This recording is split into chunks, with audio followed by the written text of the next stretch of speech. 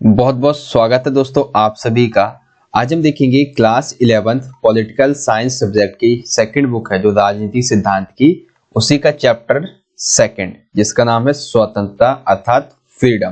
तो ये part third है और पार्ट थर्ड में हम जो है वो अभिव्यक्ति की स्वतंत्रता को एक डिटेल वाइज पढ़ने वाले हैं। ठीक है, तो चलिए स्टार्ट करते हैं बिना टाइम वेस्ट करते हुए। अगर पार्ट 1 और पार्ट 2 आपने नहीं देखा है तो चैनल पे जाके जरूर देखिएगा। अभिव्यक्ति की स्वतंत्रता की हम बात करते हैं। तो जैसा कि आपको पता होगा बच्चों कि भारतीय संविधान में जो है वो अभिव्यक्ति की स्वतंत्रता कौन से अनुच्छेद में दी गई है? अनुच्छेद 19 में दी गई है, जिसमें आपको कुल 6 प्रकार की जो स्वतंत्रताएं हैं वो दी गई है। ठीक है, तो इसे हम बाद में करेंगे, उससे पहले जो आपकी किताब में दिया हुआ है उसे हम समझते हैं।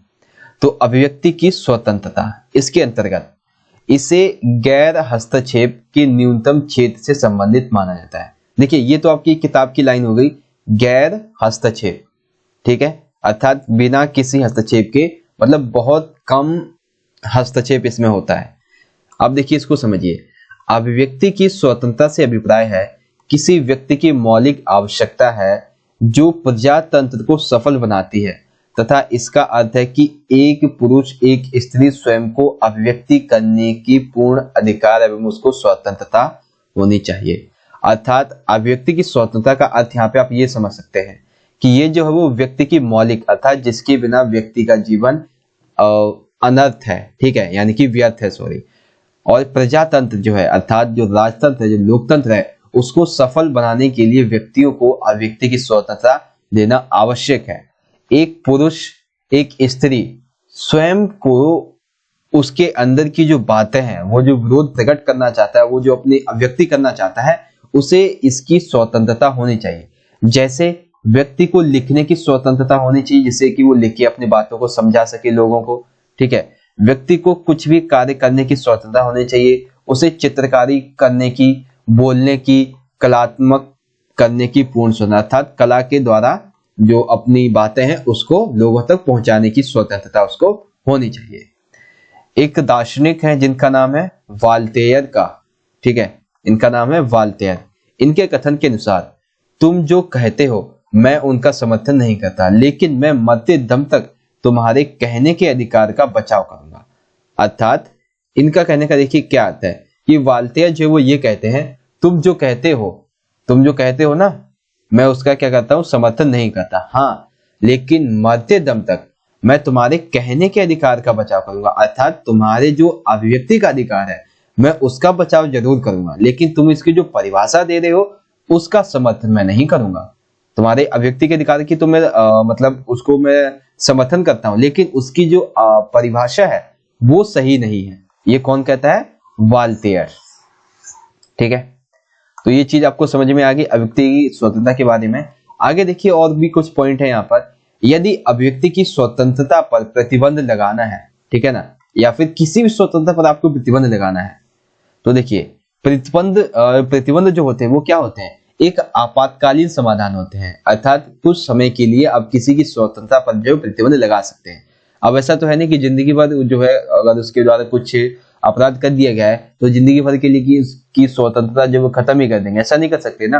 आप जो है वो कुछ समय के लिए समाधान, आपातकालीन समाधान करने के लिए उस पर प्रतिबंध लगा सकते हैं, क्योंकि यह जो है वो एक तत्कालिक मांग को पूरा कर देता है। लेकिन समाज में स्वतंत्रता की दूरगामी संभावना की दृष्टि से यह बहुत खतरनाक है। अर्थात यदि आप किसी व्यक्ति की स्वतंत्रता पर तत्कालीन प्रतिबंध लगाते हैं तो ये जो है वो स्वतंत्रता की दूरगामी, अर्थात आने वाली जो समय होगा उसमें स्वतंत्रता को बुरी तरीके से प्रभावित करेगी। क्योंकि जब हम एक बार, ठीक है, जब हम एक बार प्रतिबंध लगाने लगते हैं तो हमें प्रतिबंध लगाने की जो आदत है वो विकसित हो जाती है, जो कि स्वतंत्रता के लिए काफी खतरनाक साबित हुई है। अब देखिए कुछ यहाँ पे प्रतिबंधित किए गए नाटक हैं, कुछ फिल्म है, उनके नाम यहाँ पे आपको देखने को पता चलेंगे। ठीक है, कौन कौन से नाटक है जिनमें जो है उनको प्रतिबंधित किया गया था। जैसे कि सबसे पहले हम बात करते हैं तो एक है फिल्म निर्माता, एक सेकेंड, हाँ, ये है फिल्म निर्माता दीपा मेहता काशी। ठीक है, फिल्म निर्माता दीपा मेहता काशी, ये जो थी वो विविधताओं अर्थात जो विभिन्न प्रकार की समाज में देश में विविधताएं फैली हुई उनके ऊपर ये एक फिल्म बनाना चाहती थी, ठीक है। और ये फिल्म थी विविधताओं को व्याख्या करने की, अर्थात विविधताएं कौन कौन सी फैली हैं, क्या क्या उनके अंतर्गत होता है, उसके परिणाम क्या निकलते हैं, समाज में लोग किस तरह से रहते हैं, ये सभी जो है वो इस फिल्म के द्वारा ये जो दीपा मेहता थी ये क्या करना चाहती थी, एक फिल्म बनाना चाहती थी। लेकिन जो राजनीति के लोग थे, राजनीति के एक हिस्से के द्वारा इसका निर्माण एवं प्रकाशन पर प्रतिबंध लगा दिया गया। ऐसा ये जो लोग थे इन्होंने ऐसा क्यों किया? इन्होंने ऐसा इसलिए किया क्योंकि इन्हें इस चीज का डर था कि भारत को बुरी तरीके से प्रस्तुत किया जाएगा, अर्थात ये जो फिल्म है इसमें उन्हें पता है कि भारत के अंतर्गत अभी बहुत सारी बुरी स्थितियां, बहुत जो झुग्गी झोपड़ी हैं, बहुत जो पिछड़े इलाके उसमें देखने को मिलते हैं। यदि ये जनता के सामने आ गई तो हमारा समर्थन तो वैसे ही चला जाएगा, ठीक है। तो भारत को बुरी तरीके से प्रस्तुत किया जाएगा और उन्हें यह भी लगता था कि यह फिल्म जो है वो विदेशी दर्शकों की जरूरत को पूरा करने के लिए बनाई जा रही है, अर्थात जो विदेशी दर्शक है वो इस फिल्म को बनाकर पैसा कमाने की होड़ में लगे हुए हैं और इससे प्राचीन नगर की बदनामी होगी। अर्थात जो नगर प्राचीन थे जिनकी विशेषताएं काफी अच्छी रही हैं इतिहास में, अब वही उनकी विशेषताएं जो अभी सही नहीं है यदि वो सामने निकल कर आती हैं तो सिंपल सी बात है भाई कि जो लोग हैं वो इन नगरों के बारे में गलत सोचने लग जाएंगे, क्योंकि उन्हें पता है कि यहाँ पर जो है वो अब इस तरह के लोग रहते हैं, यहाँ पे ऐसी जो व्यवस्था है वो फैली हुई है, ठीक है। तो एक तो ये हो गई फिल्म निर्माता दीपा मेहता काशी की जो फिल्म है उसको क्या कर दिया इन लोगों ने, निर्माण एवं प्रकाशन पर प्रतिबंध लगा दिया। और भी कुछ है यहाँ पे, जैसे ओबरी मेनन, ठीक है, ये भी एक नाटककार थे, ठीक है, नाटककार कह लीजिए या फिर कहानीकार, ठीक है। तो ओबरी मेनन जो थे, प्रोड्यूसर कह सकते हैं आप इसे, ठीक है, प्रोड्यूसर जो थे, इन्होंने रामायण दी टोल्ड लिखी, ये भी इनकी जो थी वो प्रतिबंधित कर दी गई। सलमान रुश्दी की जो थी वो दी सोटानिक वर्सेस, ये समाज के कुछ हिस्से में विरोध के बाद प्रतिबंधित कर दी गई, ठीक है। The last temptation of Christ नामक ये जो फिल्म थी ये भी प्रतिबंधित कर दी गई। मी नाथुराम बोलते, ये इस पूरा नाम इसका नाम है मी नाथुराम बोलते, ये जो नाटक था वो भी प्रतिबंधित कर दिया गया। क्यों किया गया? क्योंकि ऐसा सरकार को लग रहा था कि ये जो है वो समाज पर एक बुरा असर डालेगी, सरकार की छवि खराब करेगी, देश की छवि को खराब करेगी। इसीलिए जो इनकी स्वतंत्रता, कौन सी स्वतंत्रता? कलात्मक स्वतंत्रता, इसकी स्वतंत्रता पर क्या किया गया? सरकार के द्वारा प्रतिबंध लगाकर इनकी स्वतंत्रता को छीन लिया गया, ठीक है। फिर उसके बाद स्वतंत्रता के ऊपर जेम्स मिल के कुछ विचार हैं जो कि हमने ऑलरेडी पढ़े हुए हैं। तो जेम्स मिल के द्वारा अभिव्यक्ति की स्वतंत्रता के बारे में 4 कारण अपनी पुस्तक लिबर्टी में दिए गए हैं। ये जो आपकी ब्लैक बॉक्स है उसमें ये बातें कही गई हैं। क्या क्या बातें कही गई हैं? कोई विचार पूरी तरह गलत नहीं होता है, अर्थात इनके अकॉर्डिंग कोई भी विचार जो है वो पूरी तरह गलत नहीं होता है। जो हमें गलत लगता है उसमें सच्चाई का तत्व होता है। अर्थात मान लीजिए हमें लगता है कि जो रुपया है, ठीक है, वो डॉलर में चेंज हो जाना चाहिए, ठीक है, लेकिन ये बात जो है रुपए का, ठीक है, रुपए का डॉलर में चेंज होना, रुपए का डॉलर में चेंज होना, ये क्या है? इसके अंदर एक सच्चाई का तत्व क्या है कि यहाँ पर जो विदेशी व्यापार है, जो वैश्वीकरण है, ठीक है, उस चीज को यहाँ पे देखा जा रहा है। लेकिन कई लोग क्या कहेंगे कि अगर आप रुपया को मतलब कि इसका बदल रहे हैं तो इसका समाज पर बुरा असर पड़ सकता है। तो ये क्या है कि कहीं ना कहीं जो विचार होता है वो पूरी तरह गलत नहीं होता है, क्योंकि इसमें कोई ना कोई सच्चाई का तत्व छिपा हुआ होता है। वहीं सत्य जो है वो स्वयं उत्पन्न नहीं होता है, अर्थात कोई भी सत्य, कोई भी सच्चाई जो है वो अपने आप ही उत्पन्न नहीं होती है, वो तभी उत्पन्न होती है जब उसके विरोधी जो विचारक हैं वो आपस में विरोध करते हैं, वाद विवाद करते हैं, तभी जो सच्चाई है वो उत्पन्न होती है। क्योंकि मान लीजिए कोई कानून बना दिया गया, ठीक है, या फिर किसी को कोई सजा दे दी गई, किसी ने कोई अपराध कर दिया, तो अपराध कर दिया है तो अदालत में क्या होता है? मुकदमा चलता है। दो जो जिसने अपराध किया होता है और जिसने अपराध के लिए आरोप लगाया होता है, दोनों के बीच में क्या होता है? मुकदमा चल रहा होता है। तो इससे क्या होता है कि विरोध होता है, वाद विवाद होता है, फिर इसमें से जो क्या होता है सच्चाई निकल के सामने आती है। वो बात अलग है कि गवाह खरीदे जाते हैं, तोड़े जाते हैं, बेचे जाते हैं, वो डायलॉग आपने सुना होगा, तो वो बात अलग है। ठीक है, विचारों को यह संघर्ष केवल अतीत में ही मूल्यवान नहीं था, बल्कि हमारा समय निरंतर महत्व रहा है। अर्थात जो विचार हैं उनका संघर्ष केवल अतीत में ही नहीं मूल्यवान था, बल्कि अभी वर्तमान समय भी है। ठीक है, हम यह सुनिश्चित नहीं कर सकते कि हम जो सत्य मानते हैं वह वास्तव में सत्य है। अर्थात हम ये सुनिश्चित नहीं कर पाते हैं क्योंकि हमारे अंदर जो हमारी जो मानसिकता है वो इतनी बिगड़ चुकी है कि जो सत्य है हम उसे वास्तव में सत्य नहीं मान सकते।